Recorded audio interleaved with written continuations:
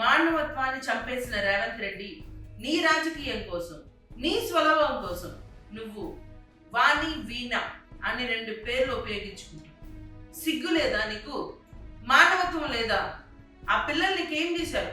వాళ్ళతో నువ్వు రాజకీయం చేస్తున్నావే.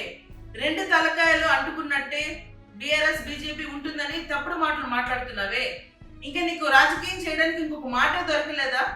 ఆ పిల్లలు వాళ్ళ జీవనాన్ని గడపడానికి ఎంతో కష్టపడుతున్నారు. వాళ్ళు కష్టపడి ఈ రోజున సిఏ చదివే వరకు వాళ్ళు వచ్చారు.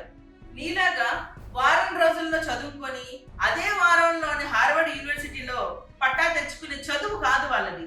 నిరంతరం కష్టపడి చదివి ఈ రోజున వాళ్ళు ఒక సిఐఏ ప్రయత్నం చేస్తున్నారు. నీకు చదువు విలువ తెలియకపోవచ్చు కానీ ఆ చిన్నారులకి చదువు విలువ మాత్రం బాగా తెలుసు. అలాంటి వాళ్ళ మీద మానవత్వంగా ఉండి వాళ్ళకి సాయం చేయాలి తప్ప వాళ్ళని రాజకీయాల్లోకి తీసుకొచ్చి వాళ్ళతో నువ్వు కంపారిజన్ చేస్తున్నావే. ఏమైనా పద్ధతిగా ఉందా ఇది? వాళ్ళు పుట్టిన దగ్గర నుంచి వాళ్ళ తల్లిదండ్రులే వాళ్ళని సాకలేమని చెప్పి వదిలేశారు. అయినా కూడా బ్రతుకు భారంగా అనుకోకుండా ఎలాగైనా మేము బతకాలి, ఎలాగైనా మేమంటూ ఏదో ఒకటి సాధించాలి అని ఒక లక్ష్యంతో ఆ 2 ఆడపిల్లలు ఈ రోజున చాలా కష్టపడుతున్నారు.